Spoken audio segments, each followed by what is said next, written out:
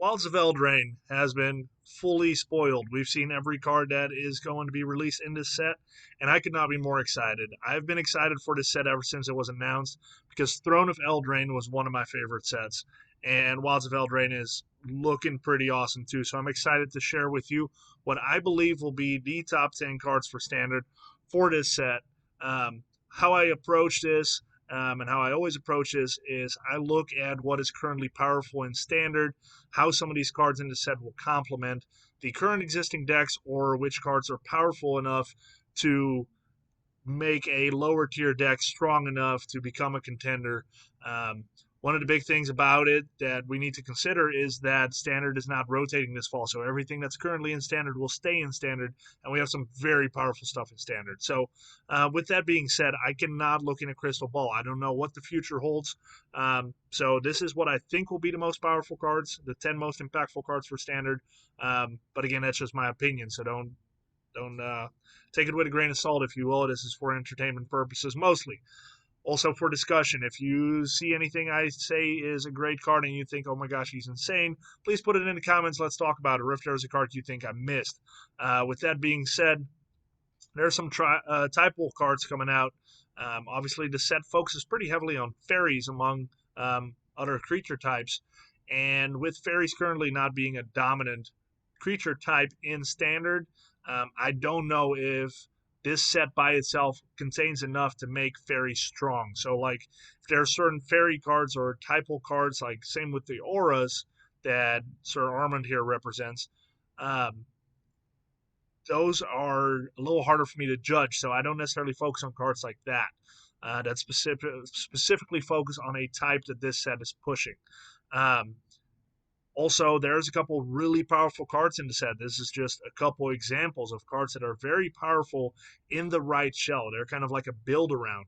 I don't want to focus too big on the build around cards because, again, I don't have a crystal ball. I know what's established. I know what's good now. I know what'll complement decks that are good now. I don't know if a brand new build is going to be as good in the current format.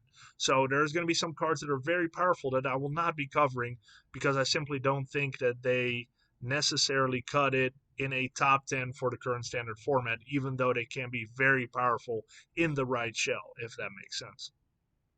As per usual, I don't put lands in my top 10, but these are some really good lands that are coming out this set. This is the creature land cycle that's coming out. Very powerful. I would definitely take a look at them. I think if you run like a dual colored deck with these colors, you definitely want to run at least one. I don't know if I would run more than that because they do come in tapped. One thing to consider as well, if you run like a domain deck, these lands do not have a land type, so they are not like a swamp or an island or anything like that. So keep that in mind, but I still wanted to show them because they're pretty awesome and they'll be really powerful. With that being said, let's get into the top 10 because that's why you all are watching this video, right? So first off, I'm going to start at number 10, what I believe will be one of the most top cards for Standard, and that's going to be Ruby Daring Tracker. It's going to be a red and a green for a legendary creature human scout that's a 1/2 with haste. Whenever Ruby Daring Tracker attacks while you control a creature with power 4 or greater, Ruby gets +2/+2 until end of turn. You can also tap it to either add a red or a green to your mana pool. Why is this in my top 10? This is a great card. Mana Dorks are typically pretty good anyway, but this is probably one of the best ones I've seen.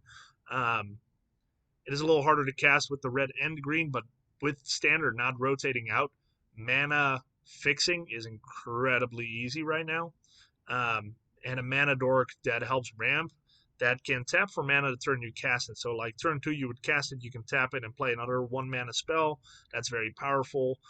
So really, from a net standpoint, you only pay 1 mana for Ruby Daring Tracker if you can tap it for mana right away. What I love about this as well is that later in the game, it's not just a useless mana dork. It can actually pack a punch. So it's a mana dork that can tap right away, that can attack, and if you have a stronger creature on the board, can attack for a decent amount of damage as well. So all in all, this is just a fantastic design.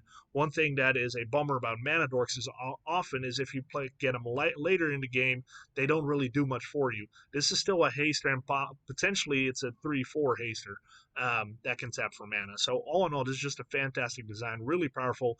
There's 2 decks where I could see this fitting right now. That's Naya Humans, which is Not top tier, but definitely up there, especially in standard best of one format. But overall, Naya Humans is pretty powerful. This will be a good fit for it. Or Domain. Domain likes its mana fixing, and this is a really good fit because it is an early mana dork that can help them ramp, but can also pack a punch whenever you get your Topiary Stumper on the board. So that's just something to consider. I really like this card. I think it's going to fit in a lot of things. Also, just Gruul aggro, it can fit really well. Gruul aggro is not necessarily top tier. Like I said, with the Naya Human, it's not really top tier either. But this could maybe get it there. This is just a very powerful card. I would definitely not underestimate this. So let's go to number 9. Number 9, I've got Lord Skidder, Sewer King for 2 and a black. It's a legendary creature, Rat Noble. It's a 3/3. Whenever another rat enters the battlefield under your control, exile up to one target creature, or one target card, I apologize, from an opponent's graveyard. At the beginning of combat on your turn, create a 1/1 black red creature token with this creature can't block. No black, standard in general, but black is pretty stacked on the 3 mana slot. Graveyard Trespasser is not yet rotating out. Graveyard Trespasser is probably the best 3 mana creature in black. Has been for quite some time. And it also exiles. So why did I put this in the top 10? Because I like this more from an aggressive standpoint. I think this is better from an aggressive standpoint. Graveyard Trespasser Ward is especially what makes it good. It gives you some life gain. So Graveyard Trespasser has its spots more in like the mid-rangey decks against like aggro. Lord Skidder is a little bit more aggro. So if you play mono black and you want to be more aggressive, I would consider putting a Lord Skidder or 2 in your deck. Maybe bumping that number of Graveyard Trespassers down a little bit. What I like about it is that it leaves extra bodies on the board, and it does it on the turn you cast it as long as you cast it pre-combat. So pre-combat, you cast it, you immediately get your 1/1 in combat. So if you play this, unless your opponent has open mana and a removal spell in hand, you're going to get that extra body, which is great from an aggressive standpoint. And then it does the same thing. It starts exiling cards from your opponent's graveyard, which is very powerful. Graveyard hate is important with some of the decks that are being played. Lord Skidder, very aggressive. Graveyard hate, I love this card. This is very powerful. Again, black, 3 mana slot, very stacked. You've got Graveyard Trespassers. You got the I forgot what they're called, but it's the same kind of thing that came out with Aftermath. It's a 3 mana creature that's a 2/2 that exiles stuff out of the graveyard.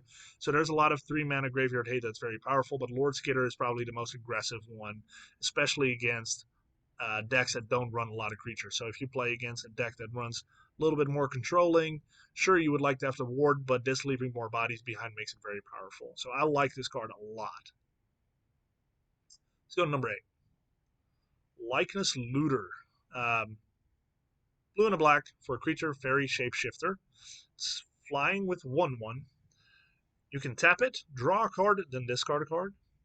Or you can pay X, Likeness Looter, or I guess, you can pay X, Likeness Looter becomes a copy of target creature card in your graveyard with mana value X, except it has flying and disability. Activate only as a sorcery. I like this a lot. It's a 1/1 fairy shapeshifter, so it fits in a lot of typal decks, but also the flying is very good. A little bit of like draw discard action if you need it, but what makes it even better is that if like early in the game you just need to find something, you discard a creature perhaps, then later on you can transform your Likeness Looter into that creature. The Mirror is currently one of the top decks in Standard. The Mirror runs Sheoldreds, typically 4 of the 4 mana Sheoldred, the Apocalypse.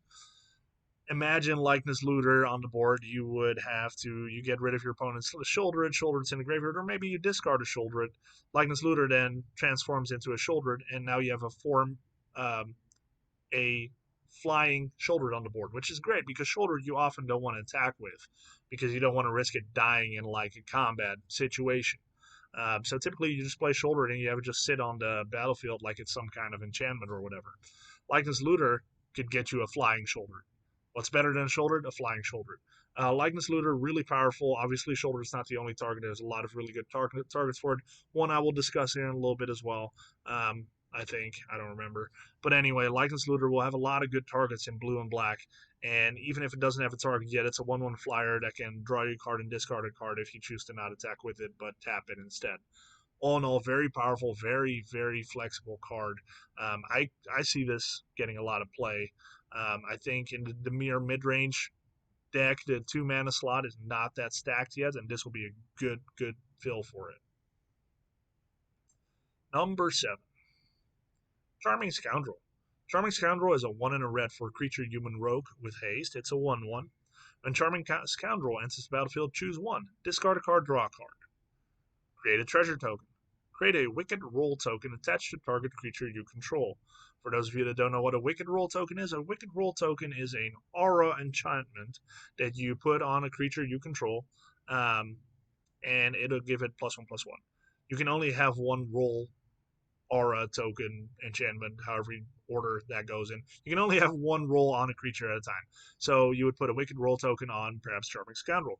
I love this card because it's so versatile. It can fit in mono red, like it could replace the so like red is actually getting a lot of cards this set that cares about permanence. So maybe red will be a little bit more aggressive in their permanence and run a little less burn spells.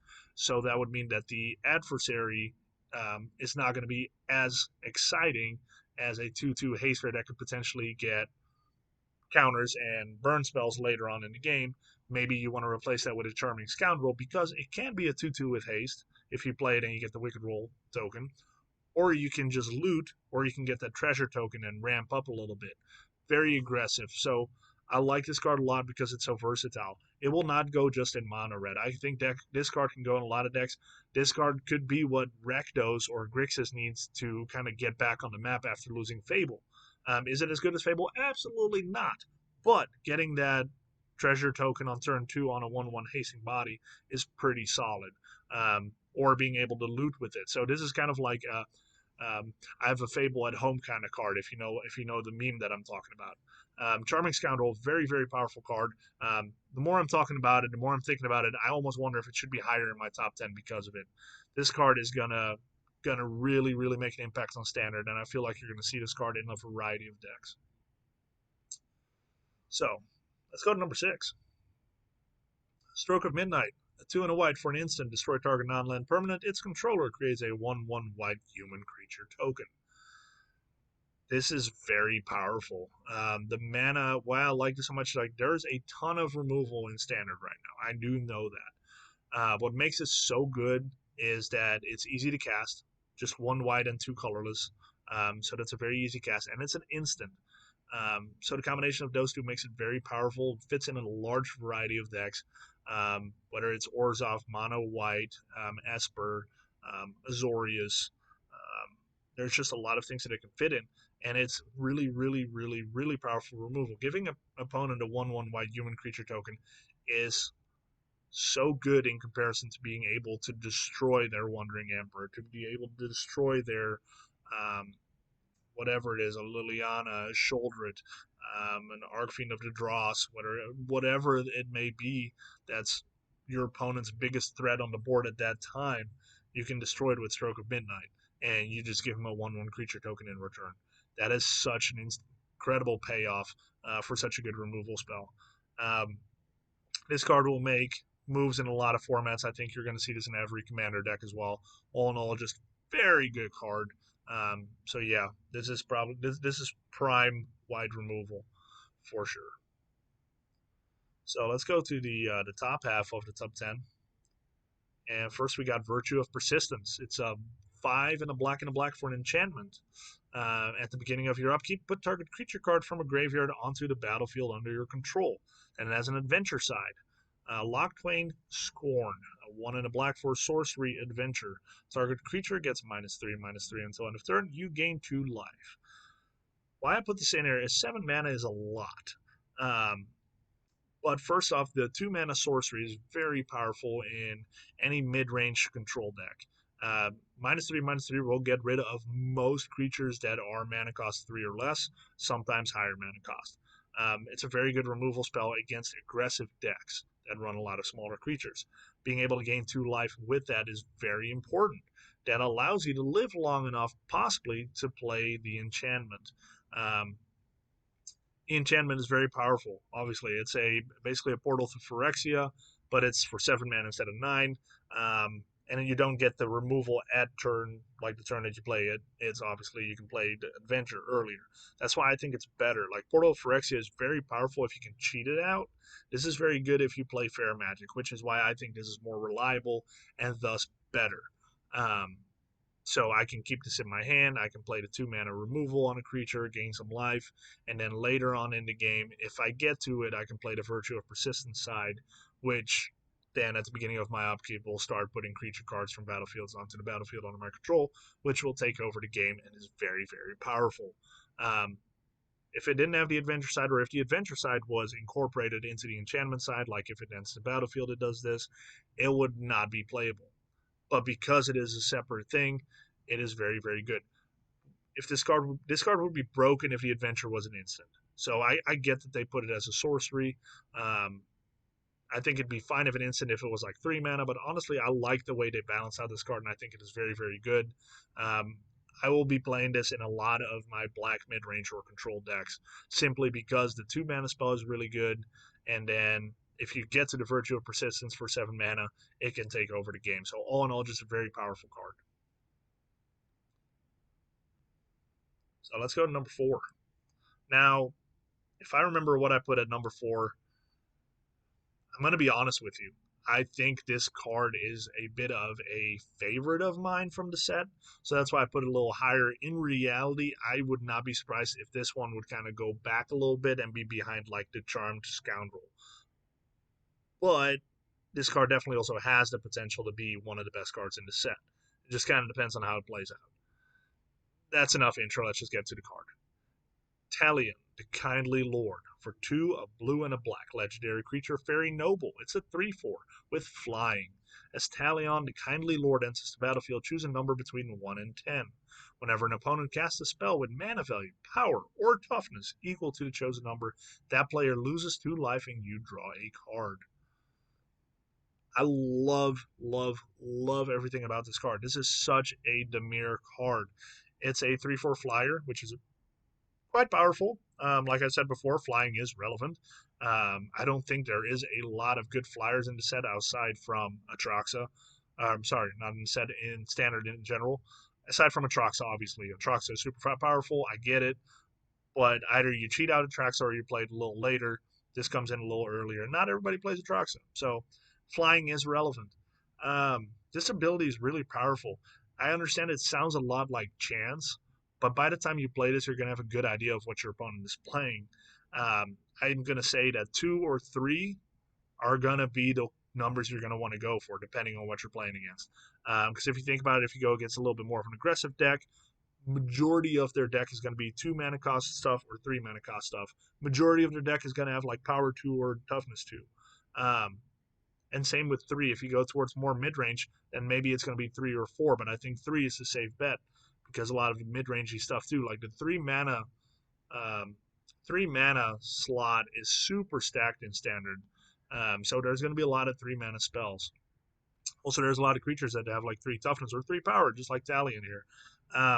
So I think 2, 3, or 4, honestly, depending on who you're playing against, what your opponent is playing. 2, 3, or 4 is going to be your number, and you're going to be drawing quite a bit of cards from this, and your opponent will be losing life because of it.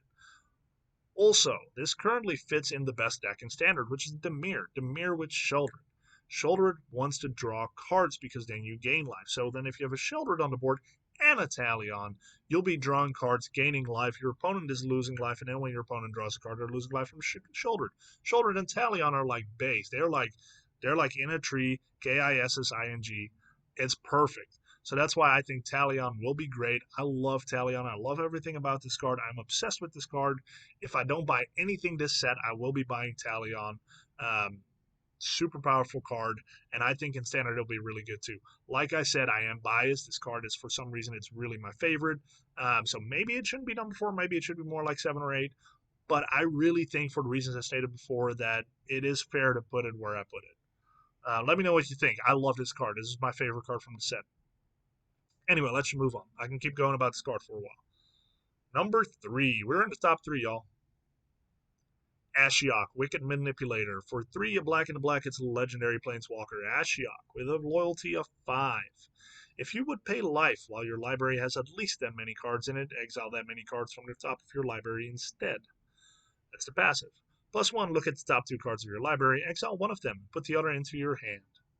-2, create 2 1/1 black nightmare creature tokens with at the beginning of combat on your turn. If a card was put into exile this turn, put a +1/+1 counter on this creature. -7, target player exiles the top X cards of their library, where X is the total mana value of cards you own in exile. This is the only Planeswalker in the set. Wizards of the Coast, for those that don't know, has announced that Standard, at least for the foreseeable future, will only have one Planeswalker each set. And this one is Ashyak. And typically the Planeswalkers are pretty powerful. This one is pretty powerful too, even though it is a little odd. It is an odd card. But I do think that even without the passive, it is a good card. The passive is weird to me, I'm not going to lie. If you would pay life while your library has at least that many cards in it, blah, blah, blah. I honestly, off the top of my head, I can't think of that many cards that make you pay life for abilities. Maybe in some of the internal formats, absolutely, you got a lot of cards there to do it. But in Standard, I can't really think of too many. But if it happens, great. You can save some life and exile some cards, and exiling cards matters for the -7 ability or for the -2 ability here. The +1 is just great. So it's basically a 5 mana, 5 loyalty planeswalker. You played, you can +1, and basically you get card selection. From the top 2 cards, one goes in your hand, one in exile. That's great card selection. That's better than just drawing a card. But if you play this and maybe you -2 at first, you get some blockers that can pretend it. Creating 2 blockers is super good. Most Planeswalker only make 1 token. This one makes 2. So 2 tokens to protect it is great. That is really powerful. They're 1/1s. Doesn't matter. They can chump block. So 2 tokens is really good. Then if you play those and then you start plussing, then those tokens get bigger. So maybe those tokens don't have to chump block, and the next turn they start getting bigger and bigger and bigger and bigger. So with that is very powerful. That's why I love this card so much. If this would only make 1 token, I don't even know if it would make this list. But being able to make 2 tokens to protect itself is very powerful. And then those tokens can get stronger over time as you're just selecting cards from the top of your library. So all in all, that's very powerful. If for some reason you get to the -7, I honestly don't know if the -7 is even good. Is mill a good strategy right now in Standard? Yes, there is definitely some good mill. You've got between Breach and Jace, there's definitely some mill. Like I've won games milling opponent in the recent Standard. So you could play this in a mill deck for sure. But even if you don't ever do the -7, just the +1 and the -2 just to get some creatures on the board to protect it and start getting some solid card selection is really good in any mid-range or controlled deck. So because of that, I put this in a number 3, and I think it is a very powerful card that we're going to see being played a lot. Auto include in mill, yeah, maybe. But even if you don't mill, the +1 and the -2 make this a very, very powerful Planeswalker. Number 2. Werefox Bodyguard. 1 a white and a white for a creature elf fox knight. It's a 2/2 with flash. When Werefox Bodyguard enters the battlefield, exile up to 1 other target non-fox creature until Werefox Bodyguard leaves the battlefield. Now for 1 and a white, you can sacrifice Werefox Bodyguard to gain 2 life. This card is fantastic. This is a Brutal Cathar with flash, without the night and day stuff. So it's a little less aggressive than that, but it is a little bit more versatile in the flash ability and being able to gain some life. If you have an opponent playing targeted removal or board wiping, you have mana open, you can sacrifice it to gain some life. So there it can be relevant. I was going to make a joke about the target non-fox makes it nearly unplayable, but I don't think there's that many foxes. The only thing to keep in mind is that there are some shapeshifters in the format, and you cannot target shapeshifters with this. But there's very little. Werefox Bodyguard, I think, is better than Brutal Cathar in a lot of ways. But if you're playing a humans deck or you want to be more aggressive, I do still think Brutal Cathar is more versatile or better there. So they definitely contend for the spot. But we know how good Brutal Cathar is. I think if you were playing a more mid-range deck or a control deck maybe even, that wants to have some flashy creatures, Werefox Bodyguard is a very, very solid card for that. I would pick this over Brutal Cathar in a lot of the decks that I play, especially like if it's like mono white, I think this is really good.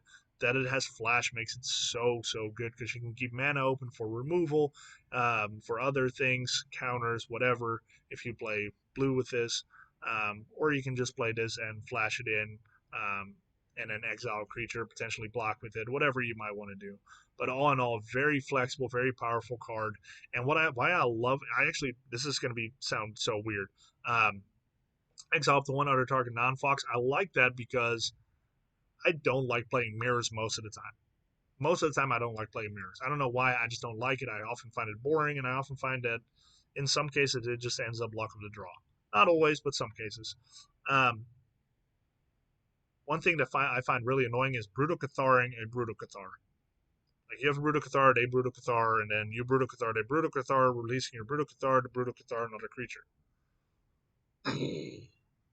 Werefox Bodyguard can't Werefox Bodyguard another Werefox Bodyguard because you cannot exile a non-fox. Like you can only exile non-fox creatures, so that's kind of nice. You cannot Werefox Bodyguard a Werefox Bodyguard. You can Werefox Bodyguard a Brutal Cathar, but you can't Werefox Bodyguard a Werefox Bodyguard. Sorry, I had to get that off my chest. Anyway, let's go to the number one. I'm sure you're like super confused now and probably turned off the video by now. So if you made it to the number one, thank you. Number one, we've got the best card for standard in the set, Drummel, the end. It's very fitting. It's the end of the video. No, I'm just kidding. I just got to talk about this card. Then it's the end of the video. And then don't forget to hit that like, subscribe, and leave those comments that I talked about. I really would like to know what your thoughts are.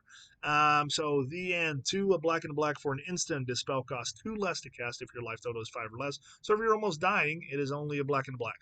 Exile target creature or planeswalker. Search its controller's graveyard, hand, and library for any number of cards with that same name as that permanent and exile them. That player shuffles, then draws a card for each card exiled from their hand this way. Whoa! A 4 mana, potentially kill 4 exile. Exile 4 creatures or 4 planeswalkers if they play a play set. This card is insane. That is so much value. And it's only a black and a black if your life total is low, which is really great too. But like one thing that everybody hates is like you can survive that first shoulder. You might survive the second shoulder, but the third is going to kill you. The end is just like, hey, I see that shoulder. All your shoulders are gone. No more shoulders. I'm not going to play against shoulder. Shoulder's gone, exiled, they're all gone. If they have it in their hand and they draw a card because they had to exile from their hand, no big deal. It nets the same amount of cards, but at least you got rid of that threat. 4 mana for that kind of value is insane, and potentially 2 mana if you're already in a pretty bad spot. And not just Shoulder it. Obviously, I know I've mentioned Shoulder the Apocalypse a lot. I think it's the best card in Standard. But even like Planeswalkers, the Wandering Emperor, that's one of those annoying ones that people typically run 3 or 4. Atraxa, Atali, Topiary Stomper. Those are just a lot of cards that people tend to play multiples of, and being able to get rid of all of them with this is fantastic. The only time this doesn't work on multiples is if they're already on the board. So if you have 2 creatures on the board and they're not legendaries, obviously, because otherwise they wouldn't be on the board together, you cannot delete them both with this. But as long as they, especially on legendaries, this is super powerful because you just wipe them out of the game, get them out of there. With the Mirror currently being the top deck in Standard, they can run the end. Obviously, this is going to be a great card for it. But being able to just knock out all their shoulders or knock out all their Talions. Don't use this on my Talion, come on. But being able to do that is really, really powerful. And that it's an exile and not just a destroy or a discard or anything like that is super, super, super good, super relevant. This card is a house. Anyway. So typically this is where I would do like an honorable mention of a card that I really love. Honestly, I've already talked about the card that I love the most, and that is Talion, so I will not do that. This is all I have. This is my top 10. This is what I believe will be the most impactful cards.